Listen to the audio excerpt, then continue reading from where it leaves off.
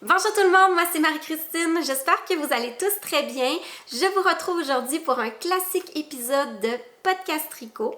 Mais avant de commencer dans le vif du sujet, je voulais prendre quelques minutes pour remercier tous ceux et celles qui sont passés à mon kiosque le week-end dernier au Festival de la Petite Laine à Rivière-du-Loup. Pour ceux qui sont en Europe, en fait, le Festival de la Petite Laine, c'est un des plus gros événements laineux au Québec. C'est dans mon coin de pays, dans le bas du fleuve, et moi, c'est vraiment mon événement préféré. C'était également le lancement de mon livre Gourmandise qui a eu un très bon succès. Donc, je vous remercie vraiment tout le monde qui sont venus se procurer mon livre, qui sont venus juste me voir, me parler, me dire que vous écoutiez le podcast. Il y a même des gens qui sont venus juste me montrer leur projet terminé. Ils portaient des chandails qu'ils avaient tricotés. J'ai vu un nombre record de cardigans et de pulls Léopold. Donc, ça m'a vraiment fait beaucoup plaisir de vous voir. Donc, je voulais juste prendre quelques minutes pour vous dire un gros merci. Sans plus tarder, on va passer à la section sur les projets terminés. Je n'ai pas des millions de projets terminés cette fois-ci. En fait, je n'en ai qu'un seul et c'est un petit projet parce que je n'ai pas énormément tricoté ces 3 dernières semaines parce que j'étais tellement occupée avec les préparatifs du festival, le lancement de mon livre. Vraiment, pendant 3 semaines, j'ai à peine touché mes aiguilles, mais les choses se calment enfin et je peux reprendre ma petite routine habituelle de tricoter pendant les soirées. Donc, ça fait tellement du bien de retrouver mes aiguilles et mon tricot. Donc, la seule chose que j'ai terminée, c'est ce bonnet, mais je l'adore. La dernière fois, je vous avais montré ce bonnet-ci, qui est le petit bonnet que j'ai réalisé en fausse torsade pour la maison tricotée. Le patron va sortir début novembre. Mais ce que je vous avais pas dit, c'est que j'ai fait une petite erreur en tricotant ce bonnet-là. C'est que j'avais pris des aiguilles 4 mm pour faire les côtes et je devais changer pour des 4,5 mm pour le corps du bonnet et je devais être vraiment très fatiguée lorsque je l'ai tricoté parce que j'ai complètement oublié de changer pour des 4,5 mm et ça fait en sorte que quand je le porte, c'est un peu trop serré ici. Puis même, vous allez peut-être le voir, mais on dirait que le bonnet a tendance à vouloir venir faire ça comme ça parce que c'est comme si le corps était plus serré que les côtes. En fait, oui, le corps est plus serré que les côtes, étant donné que le point ici, il vient un petit peu resserrer le tricot, le point de fausse torsade. Donc, ça fait en sorte que le fit était pas génial, mais c'était seulement dû à mon erreur d'aiguille. Donc, je voulais vraiment, avant de lancer le patron en test, en retricoter une autre version pour m'assurer que tout allait bien et que tout était impeccable. Donc, j'en ai tricoté une deuxième version et même cette fois-ci, je trouve que la couleur me va beaucoup mieux que ce genre de petit blanc naturel un peu jaune qu'il y a ici. Cette fois-ci, j'ai utilisé que des restes que j'avais à la maison. J'ai pas du tout acheté de laine pour réaliser cette version-ci. C'est le reste de Peer Gynt de mon cardigan Léopold avec le reste de mohair rouge de mon pull Academy. Les deux sont pas exactement la même couleur, mais une fois tricotés ensemble, ça paraît pas du tout, puis ça donne une espèce de beau rouge flash vraiment que j'aime vraiment beaucoup, très lumineux. Puis cette fois-ci, là, j'ai pris des aiguilles plus grosses pour ces sections-ci. Puis là, si vous voyez, là, la forme du bonnet est beaucoup mieux. C'est beaucoup plus confortable lorsqu'on le porte. Là, il n'y a pas tendance à venir comme faire ça par en bas, étant donné que cette partie-là est plus large que celle-ci. Puis, je trouve que le fit est vraiment meilleur aussi cette fois-ci. Il est beaucoup plus confortable. Donc, voilà ce que ça donne. Fait que je suis vraiment très contente de cette version-là aussi. Et je suis tellement contente que j'ai envie de m'en tricoter une deuxième version, étant donné qu'il me reste pas mal de laine de mon débardeur gris en cachemire de chez Cardiff. Puis, je suis pas mal certaine que j'ai comme 2 balles complètes, puis à peu près la moitié d'une autre. C'est seulement des balles de 25 grammes par contre, mais je pense que j'en ai assez pour m'en tricoter un en cachemire gris. Je pense que ça va aller vraiment avec tous mes manteaux que j'ai. Puis ça va être aussi tellement doux pour porter sur la tête. Donc peut-être que je vais commencer ça pendant la fin de semaine. Ça me ferait un beau petit projet à commencer puis à terminer là, pendant la fin de semaine. Très satisfaisant à faire. Puis ça m'en donnerait 3 versions dans des couleurs qui vont toutes bien ensemble. On va maintenant passer au projet en cours. J'en ai un principalement sur mes aiguilles, mais j'en ai quelques-uns qui sont sur le point d'être commencés. Donc, je vais commencer par lui qui est déjà sur les aiguilles. En fait, mon idée, c'était de me faire un nouveau cardigan très très classique avec un col rond. Vraiment la coupe là, indémodable qui va avec tout. Mais je voulais vraiment avoir des finitions très très soignées, des finitions exceptionnelles qui donnent vraiment un rendu là, qu'on aurait pu acheter ce petit cardigan là en magasin, qui n'a pas nécessairement l'air d'avoir été tricoté à la main. Et la laine que j'ai achetée pour ce cardigan, en fait, j'avais envie de l'avoir dans les tons de Bourgogne. Vraiment, on en voit beaucoup cette saison-ci du Bourgogne. J'ai d'ailleurs ressorti mon pull Bourgogne que je m'étais tricoté il y a quand même plusieurs années déjà. C'est mon pull Syrah, celui avec les petits plis creux sur les manches que j'aime beaucoup. C'est tellement un classique ce chandail-là. Mais là, j'avais envie d'avoir un cardigan dans les tons de Bourgogne. Donc, j'avais acheté cette laine-là. Là, à l'écran, celle-là, elle a l'air beaucoup plus rouge qu'elle est en temps normal, mais c'est vraiment comme un vrai Bourgogne. C'est la Sunday de chez Sanders Garn. C'est la couleur numéro 4236. Et avec le mohair qui est presque de la même couleur, qui est le numéro 4054. Donc, mon plan, c'était de me faire mon petit cardigan classique avec ces laines-là. C'est d'ailleurs ce que je vais faire. Mais au moment de le commencer, j'ai commis une espèce d'idée de faire une version unie, puis une version un peu plus funky avec de l'intarsia sur le devant. C'est d'ailleurs les laines que je vous avais montrées la dernière fois dans le dernier épisode, là, mon gris, vert et marine. Donc, j'ai commencé par la version plus funky et je vais assurément faire cette version-là par la suite parce que j'ai vraiment besoin de ce cardigan-là dans ma garde-robe. Ça va vraiment être un bon basique. Donc, je vous montre qu'est-ce que j'ai fait jusqu'à maintenant.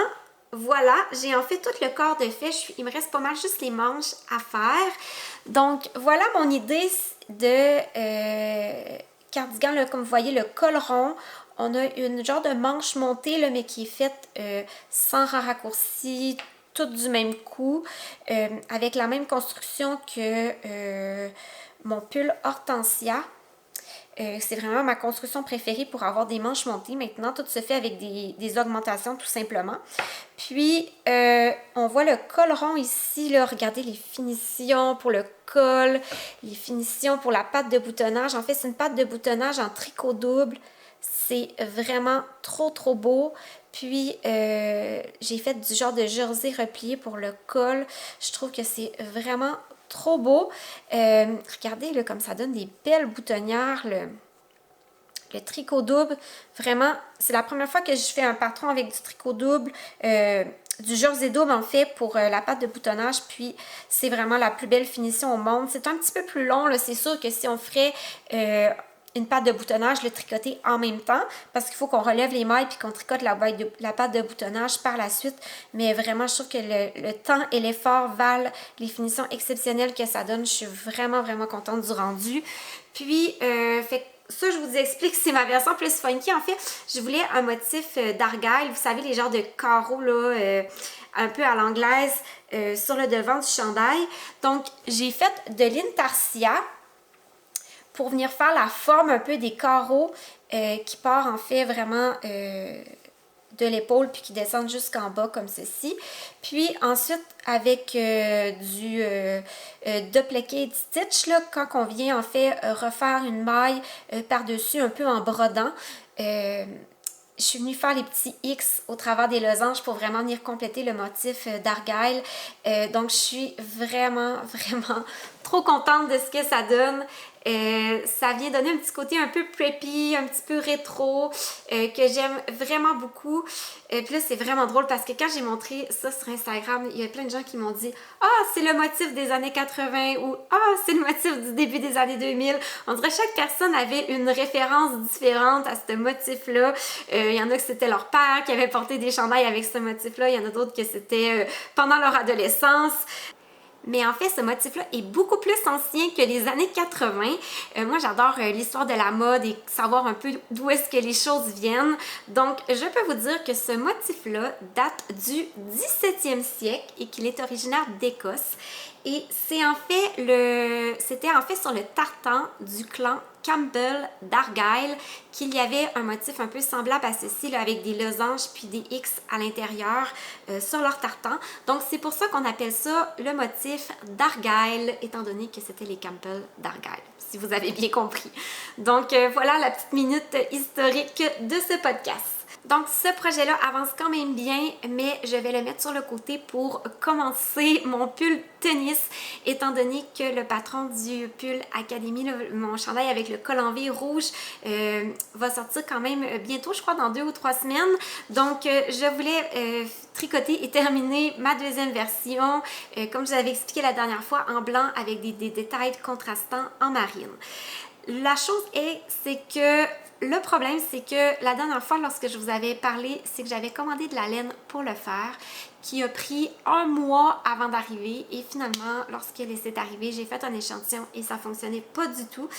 Donc, j'étais un peu découragée et ça m'a un petit peu ralenti sur ce projet-là, mais je veux vraiment beaucoup avoir ce chandail-là. Donc, j'ai finalement fouillé dans ce que j'avais dans mon stock et j'ai trouvé une alternative qui fonctionne bien. Initialement, je le voulais pas en mohair, mais finalement, c'est ce que j'ai en stock, puis j'ai pas envie de racheter encore de la laine et de risquer que ça fonctionne pas et d'attendre encore la livraison de ma commande de laine. Je veux pouvoir vraiment le commander tout de suite parce qu'il ne reste plus beaucoup de temps pour le tricoter. Donc, j'ai pris du Merino de Knitting for Olive blanc. Ça, c'est la couleur Snowflake. Et le mohair blanc que j'avais reçu de chez Hobby pour le tester. J'ai fait un échantillon ensemble, même si c'est pas complètement la même couleur. Celui de Hobby est plus jaune, celui-là il est plus blanc, mais tricoté ensemble, on voit pas du tout là, de différence. Ça se fond vraiment bien ensemble. Ça donne un beau petit blanc crème très doux. Donc, ça fonctionne pour la couleur principale. Et pour la couleur contrastante, je pense que je vais utiliser le marine de chez Sadness Garn que j'ai utilisé là, pour faire les petits X dans mon motif ici.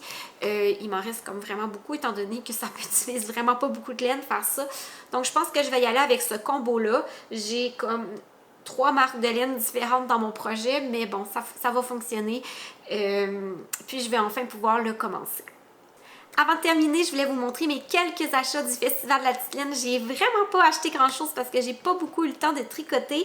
Mais premièrement, j'avais vraiment besoin de savon à laine et j'ai acheté du Soak pour la première fois. J'avais toujours acheté de l'eucalan parce que l'eucalan contient de la lanoline et il adoucit un peu les tricots. Mais je me rends compte que le Soak, je m'en sers pas seulement pour mes tricots, je m'en sers aussi pour mes blouses en soie ou mes blouses que j'ai cousues en viscose et qui sont vraiment délicates. Donc c'est pour ça que cette fois-ci, j'ai choisi d'acheter du Soak.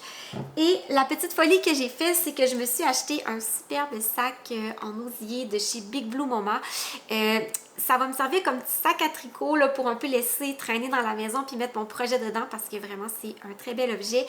Mais j'ai bien l'intention l'été de m'en servir aussi comme sac à main. Ça va être trop beau avec une petite robe l'été. Me promener avec mon petit panier en osier. J'aime vraiment ce look-là. Mais comme l'été, c'est pas tout de suite, il va pour l'instant être plus un sac à projet. Si vous êtes au Canada, vous connaissez sûrement la compagnie le Big Blue Mama. Je vais vous m'approcher pour que vous voyez l'étiquette. C'est en fait une dame, je crois qu'elle est en Ontario, à moins que ce soit en Alberta, mais je pense qu'elle est en Ontario, qui importe des sacs faits par des femmes au Ghana et qui les payent de façon vraiment correcte pour leur travail. Donc, ça les aide beaucoup. Et elle en a une immense sélection. Il y en a de toutes les grosseurs, tous les formats. Il y en a des espèces de gros paniers à lessive. Moi, j'ai pris vraiment les plus petits formats là, parce que je trouvais que c'était mieux proportionné avec moi, étant donné que je suis très petite. Puis, je voulais pas avoir quelque chose de trop énorme pour traîner partout avec moi. Fait que j'ai pris vraiment, comme je vous dis, le plus petit format. Puis, il y en a vraiment de toutes les couleurs. Fait que moi, je suis restée bien sûr dans des couleurs plus neutres. C'est un genre de noir marine. C'est un petit peu dur à dire c'est quelle couleur des deux. Avec la couleur naturelle de l'osier. Ça va aller vraiment avec tout. Donc, je suis vraiment, vraiment contente. C'est ma petite gâterie et je suis vraiment en amour avec cet achat-là. Donc, voilà, c'est tout pour aujourd'hui. Merci d'avoir été là jusqu'à la fin. Si vous avez fait des achats au Festival de la Petite Laine, je serais bien curieuse de savoir en commentaire qu'est-ce que vous êtes procuré. Et pour les gens qui sont en Europe, je sais que c'est le Knit It en fin de semaine, donc je serais bien curieuse vous aussi de savoir quelle jolie pépite que vous avez trouvée pendant cet événement. Donc, Je vous dis à bientôt. Bye bye!